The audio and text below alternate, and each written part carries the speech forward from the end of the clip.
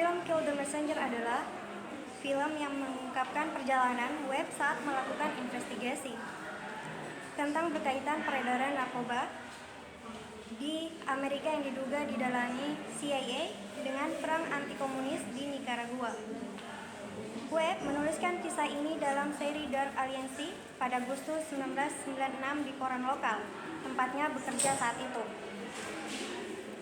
yaitu San Jose Mercury News.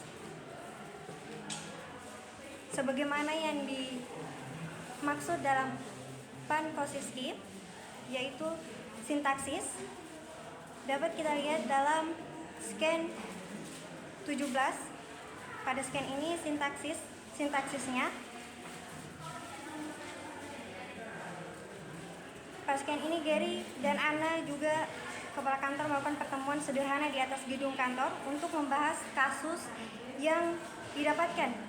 Gary yang saat itu menghadiri sidang dari tersangka pengedar narkoba.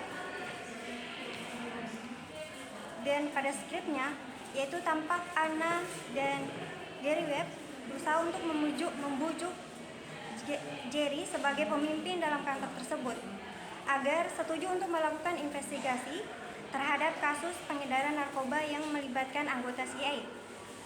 Bahwa faktualisasi dari kenyataan peristiwa yang sesungguhnya seperti yang dikatakan oleh Anna bahwa kasus ini merupakan kasus yang besar di mana terdapat hal-hal yang sengaja disembunyikan oleh oknum-oknum yang tidak bertanggung jawab, dan kemungkinan akan banyak mata-mata yang mengawasi pergerakan Gary saat memulai investigasi.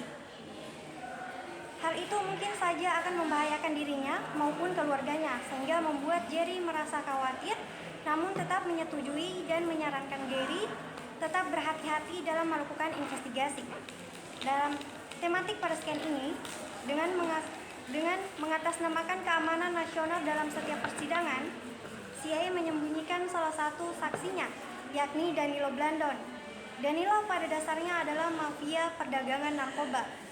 Berdasarkan fakultasi dari kenyataan peristiwa yang sesungguhnya, yakni jaksa Amerika Serikat menggunakan undang-undang prosedur informasi rahasia atau SIPA untuk mencegah kesaksian tertentu tentang Blandon disajikan kepada juri demi kepentingan keamanan nasional.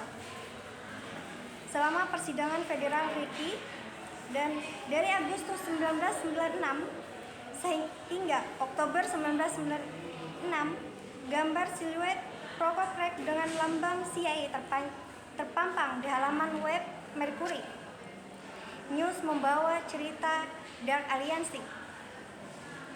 Dalam retoris, berdasarkan fakultasi dari kenyataan peristiwa yang sesungguhnya, yakni pada Mei 1992, Blandon ditangkap dan ditangkap atas tuduhan federal berkonspirasi untuk memiliki kokain dengan maksud untuk mendistribusikan di penjara menunggu persidangan.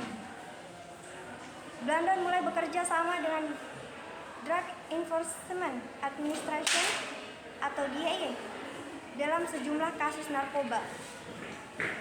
Dalam kesepakatan pembelaan, Blandon setuju untuk terus bekerja sama dengan pemerintah dengan imbalan pengurangan hukuman yang substansial. Akhirnya Blandon dijatuhi hukuman 48 bulan.